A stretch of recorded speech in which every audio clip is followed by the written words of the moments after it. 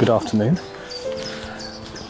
So today I'm just in the forest a couple of miles from home, and I thought I would come out again with the C330 camera from my last video. Sorry, my voice is a bit croaky. You might remember if you saw my last video I was kind of recovering from pneumonia, but I think that's a lot better, but I seem to have now got a cold, which is annoying.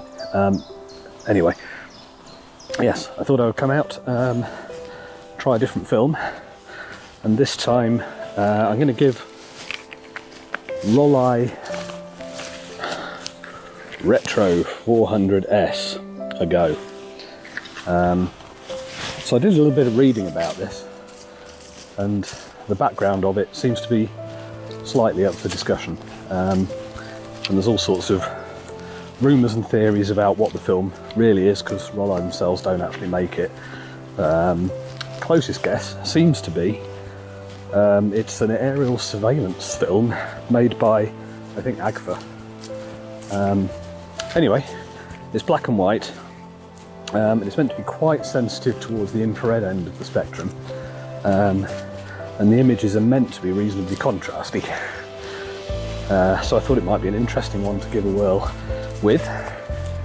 And as the sun has finally started to appear, I thought I'd come to the forest and try and find a few shots where the sun is breaking through the trees. So some nice light and dark patches, which should suit the contrasty look fairly well.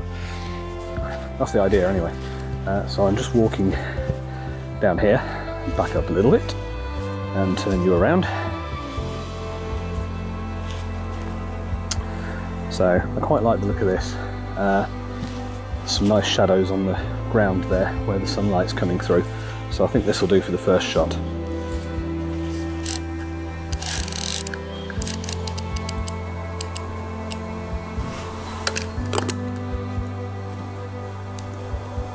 So if you watched the first video featuring this camera, you'll probably already be aware. Basically, to compose and focus, we look down the top here. The only downside of which is, if I just unlock, it's kind of reversed. So if you go left, it goes right, and if you go right, it goes left. But soon get used to it.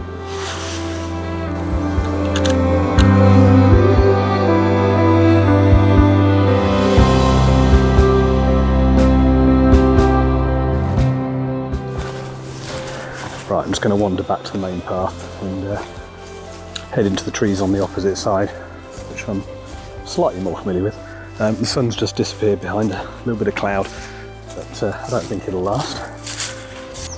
So this second shot, I've got the sun behind me, so I had to compose looking slightly upwards just to get rid of my shadow on the ground, but I think it should come out all right. There's some nice detailed little branches over there next to the bigger tree trunk catching the light, so hopefully that one's all right. Anyway, I'm going to keep walking in that direction.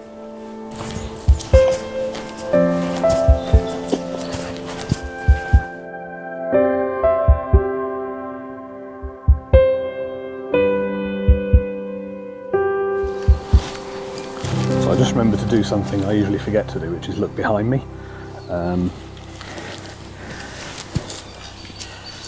Turn around. Quite like the curve in the footpath here, so I think this will do for another shot.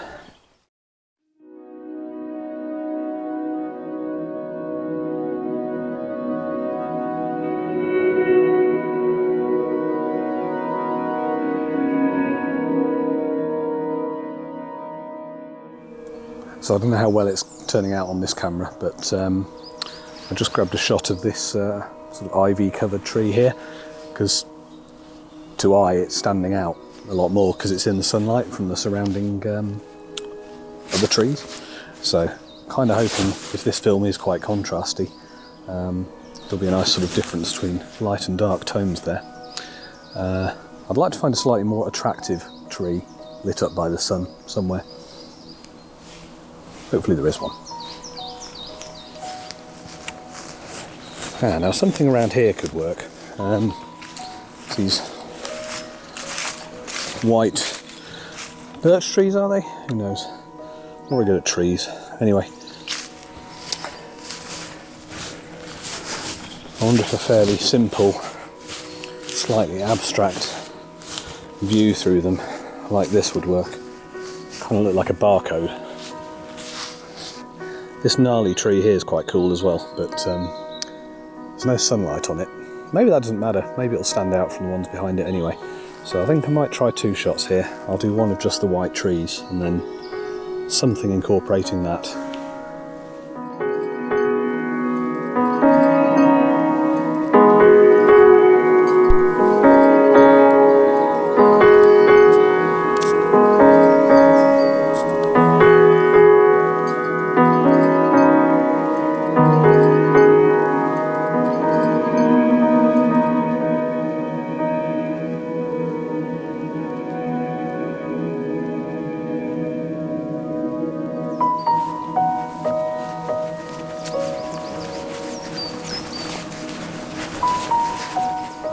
So the forest here is, it's not a sort of old, ancient woodland, it's a managed, planted bit of forest. I think it's technically part of Thetford Forest, even though most of that's further south. So you do get these kind of long, straight avenues, which do look quite cool. I'm not sure how well they'll come out on this camera.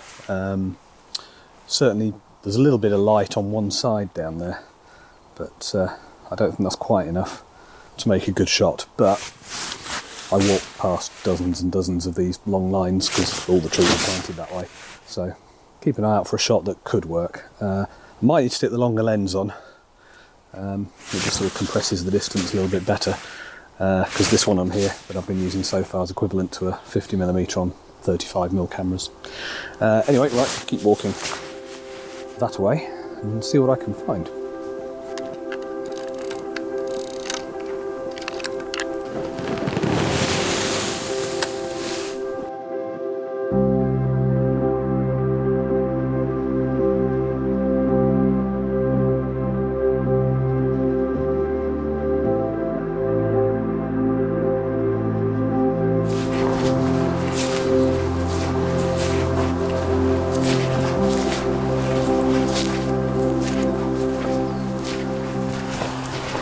So the sun's getting quite low now, which means it's not really penetrating through to this far side of the forest.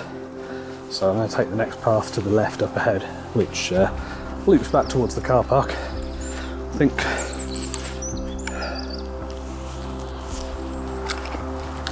got maybe 2 or 3 shots left. So hopefully finish those off on the way there.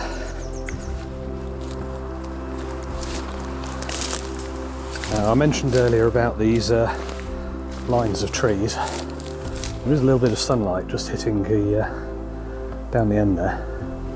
I wonder if this will work. I'm going to stick on the longer lens and just see how it looks through the viewfinder, I think.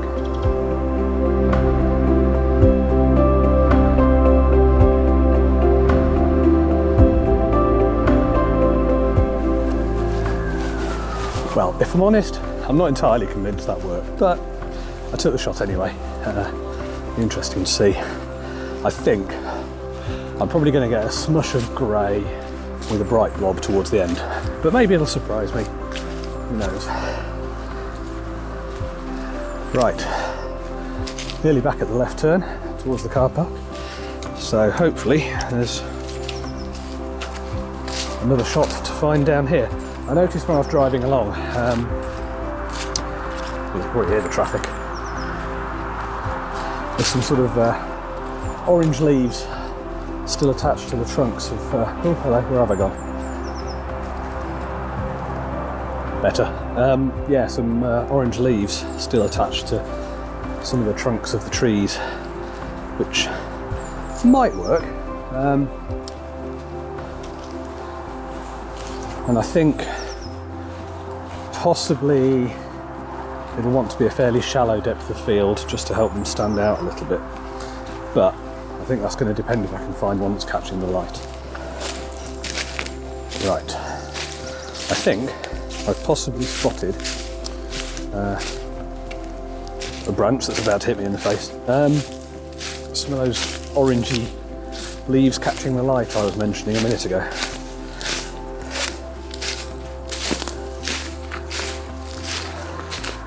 Again, I don't know how well they're going to come out on this camera, but something like the ones on this tree here might work.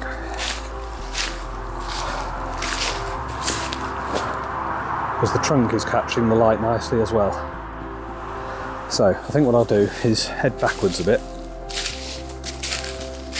and I'm going to try and dial in a shallow depth of field,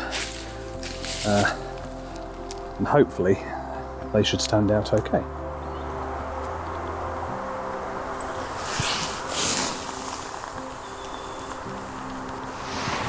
So I actually went closer up to the tree and metered off the trunk, the idea being that should end up exposed about right and the rest of it should actually be quite dark. We'll see. So yeah, I think that looks okay. I mean, this lens only does f4.5, but I think as it's a fairly long focal length, the background should still be reasonably blurred. Anyway, it didn't keep winding on, so I think I've got one shot left.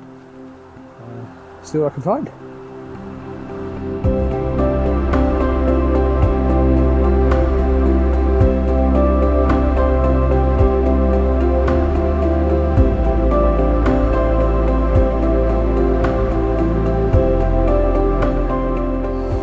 So for the last shot, I just aimed along here. You might be able to just make out some more of those little orange leaves on the tree nearest to us, and the light sort of striping across the ground. So fingers crossed that one comes out right. I'm slightly less convinced, but anyway, that is now the end of the roll. So time to head back to the car, which is literally just over there, go home and get it developed.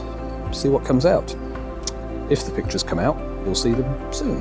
Well, you've probably seen them throughout the video. Hope you enjoyed them. If they didn't come out, then I'm talking to nobody, because I probably won't publish this. Right, thank you for watching. If you enjoyed the video and the pictures, please do give it a like. Always helps the algorithm and so on. And feel free to click on subscribe so you'll find out about future videos I upload. The next one hopefully will be from Texas for the solar eclipse, which should be pretty cool if the weather plays ball and lots of other things play ball. But in the meantime, enjoy whatever you're doing, and I'll see you again soon.